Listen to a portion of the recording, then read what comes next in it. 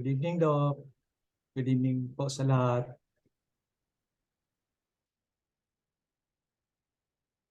Okay, continuation po ng tongue diagnosis may disease sa coating moisture. The normal coating should be relatively moist. Kailangan po moist siya, indicating a good supply and movement of body fluids. If the coating is too dry, kung tuyo po, it indicates either heat or yin deficiency. If the coating is too wet naman, it indicates severe yang deficiency. So, tandaan po natin na pag too dry, presence of heat. If it's too wet naman, indicates severe yang deficiency.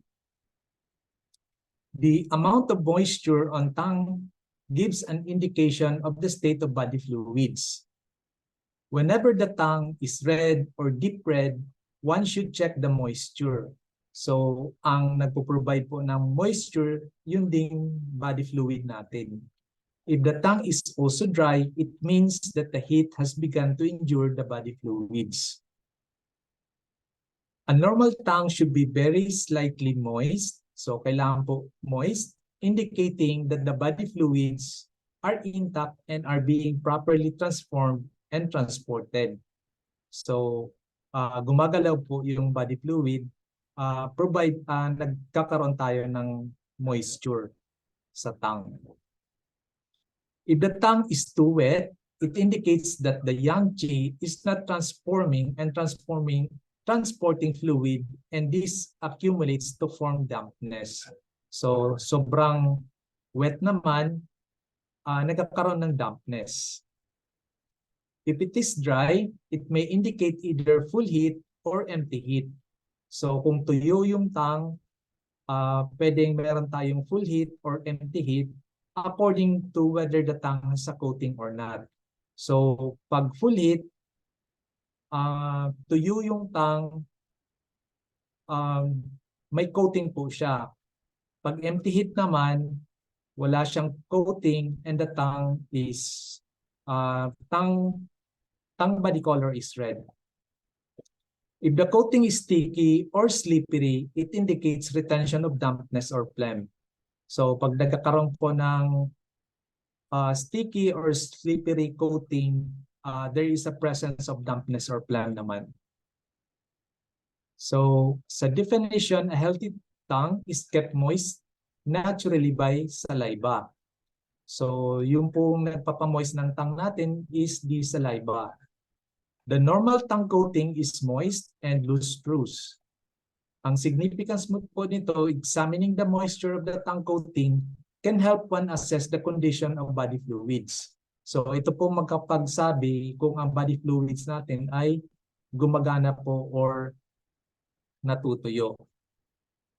Sa pathophysiology of the tongue coating moisture, saliva keeps the tongue coating moist. Saliva is a body fluid, and thus the condition of body fluid affect the moisture on the tongue.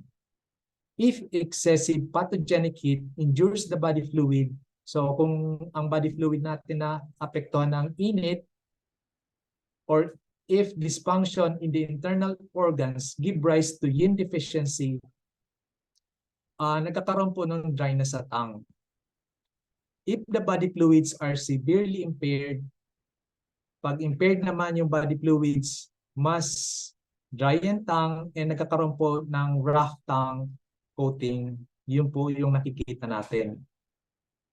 When dampness or water attacks the body, an excessive amount of dampness and saliva may cause the tongue coating to appear glossy or slippery. So, meron pong dampness na nakikita, nagkakaroon ng glossy or slippery tongue coating. In the case of spleen or kidney yang deficiency, this dampness can arrive from the exterior or the interior.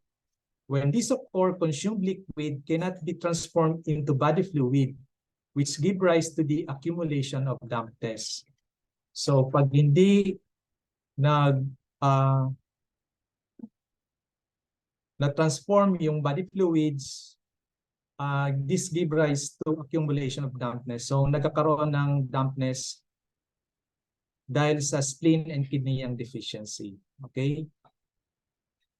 So we have here ang illustration po ng table.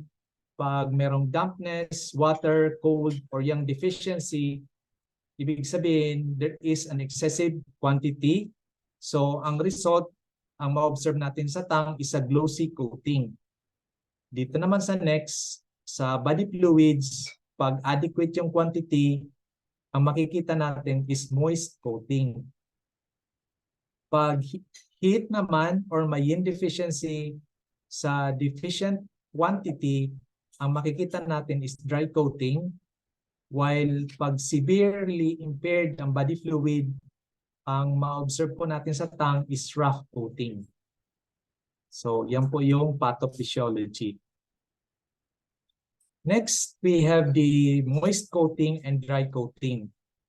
Sa moist coating, we have a normal condition, neither glossy nor dry. So this indicates that the person is healthy, yung body fluid have not been injured, and even during illness. So sa pathogenesis, body fluids from stomach and kidney rise up to nourish the tongue. So nagpa-function po yung transportation ng body fluids. Sa body fluids, ibig sabihin sufficient po siya, and ang prognosis from dry, halimbawa nag-undergo ng treatment of patient, ang na-observe natin is dryness. Pag nag-shift from dry to moist, ibig sabihin yung treatment na binigay natin sa pasyente through acupuncture ay nag-i-improve po yung pasyente. Dito naman sa dry coating, ang description is dry without adequate fluid on the coating. So ang indication po niya is merong external dryness which invades the lung, or merong excess heat, merong yin deficiency, or meron siyang yang deficiency. Sa pathogenesis, there is dryness or heat which cause injury to the body fluid. Merong stomach, kidney deficiency, yang qi deficiency, unable to transform water into body fluids. So ang body fluids nga na injured or deficient. Sa prognosis, pag na-observe natin from moist, naging dry, so this condition is, ibig sabihin is worsening. Okay? Next, we have yung difference ng glossy coating and rough coating. Sa description ng glossy coating, a tongue is covered with a transparent or semi-transparent film of fluid, even to the point of dripping off the tongue when extended. So this indicates that there is presence of cold syndrome, merong dampness, or phlegm or water accumulation, or there is presence of yang deficiency. Sa pathogenesis ng glossy coating, ibig sabihin, there is yang qi deficiency which fails to transform water into body fluids, which becomes dampness and water accumulation that rises to the tongue surface. So, ang body fluid dito naman sa glossy coating is sufficient. Kumpara naman sa rough coating, ang description is the tongue coating granules are very rough, like a sandpaper. So, para siyang sandpaper which is rough pag hinawakan with the fingers. Ang indication niya, there is presence of severe injury to the body fluids. Sa pathogenesis, there is severe damage to the body fluids leading to a lack of nourishment for the tongue surface. So, ang body fluid dito sa rough coating, there is a severe injury. Okay po? So, sa difference po ng dry coating and rough coating, yung dryness, there is 2 positive sa rough coating, positive 3. Sa dry coating naman yung granules may or may not be evident, while sa rough coating yung granules positive 3. Sa body fluid injury sa dry coating positive 2, while sa rough coating positive 3. So sa rough coating, ibig sabihin mas severe po yung dryness, ang presence of granules and body fluid, puro mataas po. Okay? So we have here a picture of a tongue with a normal coating. So kung mapapansin nyo po, there is an even distribution of the tongue coating. Yung tongue coating natin, kung ano po yung nasa ibabaw ng tongue body. And this one, kung na-observe po ninyo, there is a tongue crack. May crack po dito. But the tongue coating evenly distributed covering the tongue body. Okay po? So next, we have here a tongue without a coating. Ito naman, yung coating wala na po. Marami po siyang crack from the rear to the front position. Tapos may mga red spots. Next, we have the tongue with a thick coating. Ito po, tongue with a thick coating, makapal po yung coating niya na nagko-cover sa tongue body. Ito rin po may crack sa may front third, presence of crack, and may makapal po siya dito na coating sa may gitna. Next picture, we have a stomach crack and rootless coating. So ito pong area na may stomach crack sa may front third or halos ito po is stomach crack nasa may middle.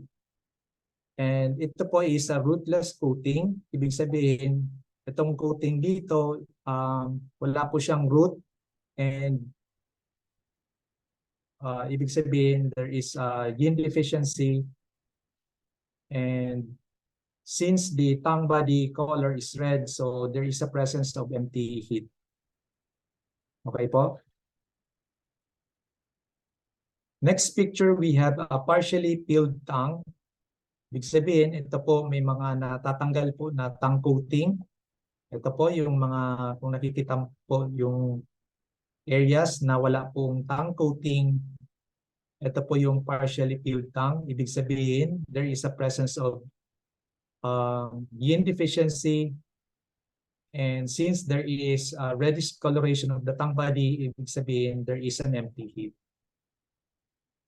Okay po? So next, we have another picture, completely peeled tongue. Wala na pong coating. So red tongue body without coating. So this is yin deficiency with empty heat. Okay. So sa moisture of tongue, summary, this indicates the state of body fluid. So pag na-observe po natin na may moisture, ibig sabihin intact po yung body fluid or gumagana po yung body fluid. Pag tuyo, so there is dryness naman ng body fluid. Pag normal tongue is slightly moist, so yun po yun. This indicates a normal tongue coating. Pag too wet, there is a presence of yang deficiency. Masyadong basa po yung tongue. Pag too dry naman, pag may coating, there is full heat. Pag walang coating, there is a presence of yin deficiency.